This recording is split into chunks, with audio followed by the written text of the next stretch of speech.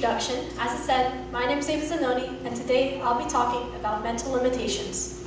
Now, what even are mental limitations? Can I get a quick raise of hands? Tell me if you know what the term means. Okay, couple.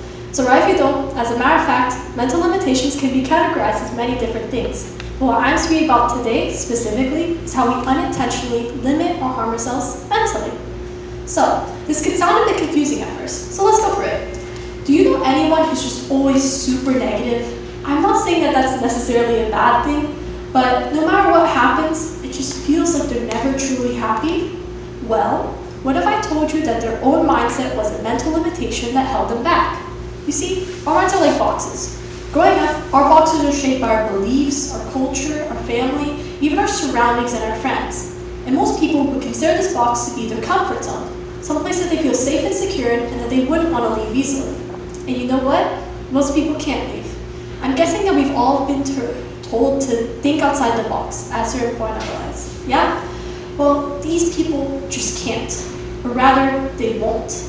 All they know is that box, that imaginary box that they've turned into their home.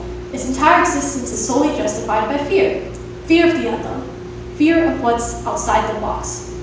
Now at this point, their home is now their prison.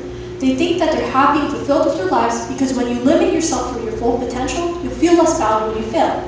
But that's not how life works. Just because you may think that you're happy with where you are now, that shouldn't stop you from being self-aware. Don't let yourself get tricked into thinking that your box is your home. But Ava, my box isn't a prison, it's what keeps me safe. And sure, it might do that, but it can also limit your growth when you're stuck in such a small space. Even if you filled it with enough things to disguise that fact, a prison is still a prison.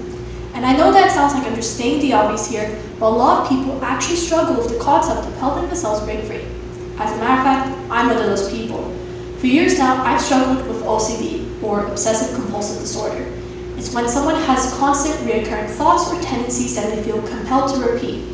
This limitation has greatly impacted my life and is tying my own mental box to a point of suffocation. You want to know why I don't stop? It's because it makes me feel comfortable. It's because I'm afraid to stop. It's something that I've grown so accustomed to the point that I've begun doing it subconsciously. But you know what? That hasn't stopped me. I see so many people with things like me, whether it's minor or major, and what I've noticed is that instead of trying to help themselves break free, they attempt to justify their own self-placed limits, even if it means that they suffocate in their own boxes. Change is uncomfortable. As a matter of fact, it's a pretty good indicator that you're trying to do something new. Even if it takes weeks, months, maybe even years of being in an uncomfortable position, it's better than lying to yourself and never truly knowing why you're unhappy. But I'm not saying it's easy to be uncomfortable, nor that change is easy. Otherwise, my OCD would have been long gone by now. Even so, when I see myself being limited by my own mental restraints, I choose being uncomfortable rather than giving into the tug of the familiar shackles. But let's start with something else. OCD is a bit more specific than more common types of disorders that people are used to.